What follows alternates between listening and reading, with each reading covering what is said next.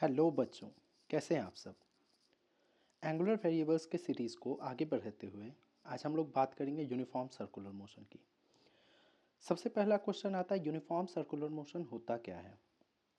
तो uniform circular motion का मतलब एक ऐसा सर्कुलर मोशन होता है जिसमें कि पार्टिकल का एंगुलर वेलोसिटी जो है वो कांस्टेंट हो। एंगुलर वेलोसिटी कांस्टेंट होने का मतलब क्या हुआ ये समझते हैं। मान लिया जाए ये अपने पास एक सर्कुलर पाथ है जिस पे कोई पार्टिकल इस तरह से घूम रहा है जिसका एंगुलर वेलोसिटी लेट से हम ले रहे हैं 20 रेडियन पर सेकेंड। अगर ये एंगुलर वेलोसिटी ये पार्टिकल इसी 20 रेडियन पर सेकेंड से हमेशा के लिए घूमते रहे in the same direction, direction भी ध्यान रखना है, ये डायरेक्शन आपका अगर अभी एंटी क्लॉकवाइज है तो कुछ देर बाद भी एंटी क्लॉकवाइज, हमेशा एंटी क्लॉकवाइज होना चाहिए, यानी कि मैग्नीट्यूड और डायरेक्शन ओमेगा का कांस्टेंट रहे तो उस तरह के मोशन को हम क्या बोलते हैं, यूनिफॉर्म सर्कुलर मोशन। अगर हम यहाँ ओमेगा वेक्टर कांस्टेंट किए इसका मतलब ओमेगा का मैग्नीट्यूड भी कांस्टेंट होना चाहिए और डायरेक्शन भी कांस्टेंट होना चाहिए, दोनों कांस्टेंट होना चाहिए। ठीक है, अगर हम कंसीडर करें, मान लिया जाए ये सर्कुलर पाथ है, इस पे कोई पार्टिकल अभी मान लिया जाए इधर की ओर रोटेट कर रहा है, इधर की ओर टर्न कर रहा है विद 10 रेडियन पर सेकेंड, और कुछ देर के बाद ये टर्न करने लगे कुछ इस साइड से, कुछ इस तरह से विद सेम 10 रेडियन पर सेकेंड। तो यहाँ पे एक चीज़ देखिए, अपने पास जो एंगुलर वेलोसिटी का मैग्नीट्यूड है वो तो कांस्टेंट है लेकिन डायरेक्शन क्या हो जा रहा है, चेंज हो जा रहा है। तो इस तरह के मोशन को हम यूनिफॉर्म सर्कुलर मोशन नहीं बोलेंगे, यूनिफॉर्म सर्कुलर मोशन अपना ये वाला होगा। ठीक है, आगे हम बात करते हैं यहाँ पे, अगर आपका ओमेगा कांस्टेंट है तो आप अल्फ़ा क्या होगा, अल्फ़ा मतलब एंगुलर एक्सेलरेशन क्या होगा। तो अल्फ़ा इक्वल टू होता क्या है, एंगुलर एक्सेलरेशन इक्वल टू क्या होता है, D omega upon D T.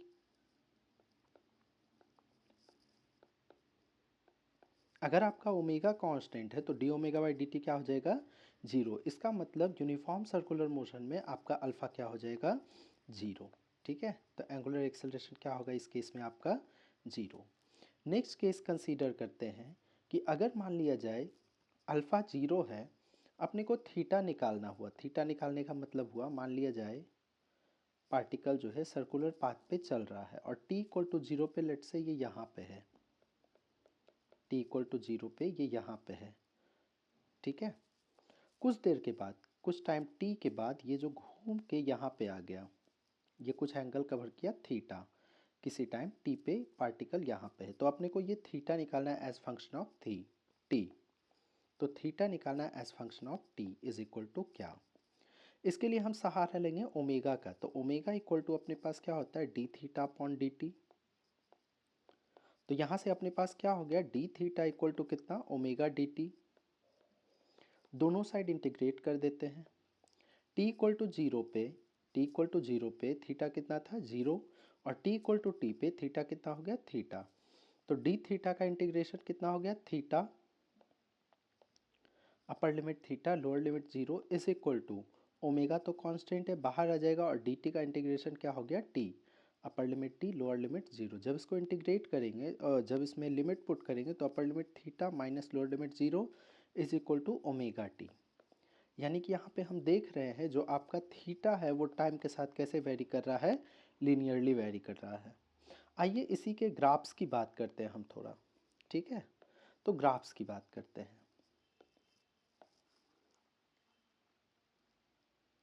Graphs, इसी यूनिफॉर्म सर्कुलर मोशन के ग्राफ की बात करते हैं। सबसे पहले हम ग्राफ ड्रॉ करते हैं ओमेगा वर्सेस टी का, ओमेगा वर्सेस टी का। ठीक है, वाई एक्सिस पे ओमेगा ले रहे हैं, एक्स एक्सिस पे टी ले रहे हैं। अब यहाँ हम देख रहे हैं कि टाइम के साथ ओमेगा तो चेंज कर नहीं रहा है, तो ओमेगा जो है हमेशा कुछ कांस्टेंट रह रहा है। तो अपना ग्राफ जो हो जाएगा एक स्ट्रेट लाइन होगा जो कि पैरेलल होगा किसके, टाइम एक्सिस के, जो कि रिप्रेजेंट कर रहा है कि टाइम तो बढ़ते जा रहा है लेकिन ओमेगा क्या रह रहा है, कांस्टेंट रह रहा है। नेक्स्ट हम बात करते हैं अल्फा वर्सेस टी का। नेक्स्ट ग्राफ है अपने पास अल्फा वर्सेस टी। अगर आप देखोगे तो अल्फ़ा तो यहाँ पे क्या है, जीरो है, तो अल्फ़ा जीरो है तो आपका क्या हो जाएगा ग्राफ कुछ इस तरह से। थर्ड हम ग्राफ की बात करते हैं थीटा वर्सेस टी का। Theta versus T. अगर ये ग्राफ आप देखोगे तो स्ट्रेट लाइन होगा, क्यों? क्योंकि टाइम के साथ कैसे वेरी कर रहा है, लीनियरली। इसके अलावा एक और चीज़ आप देखोगे कि ये ग्राफ का इंटरसेप्ट कितना है, 0, यानी कि ये ग्राफ जो है पास करेगा ओरिजिन से और कुछ इस तरह से। इसके अलावा ये ग्राफ मान लिया जाए कुछ एंगल यहाँ पे बना रहा है बीटा, तो इस ग्राफ का जो स्लोप होगा जो कि tan बीटा के बराबर होगा, और वो कितने के बराबर हो जाएगा, ओमेगा के।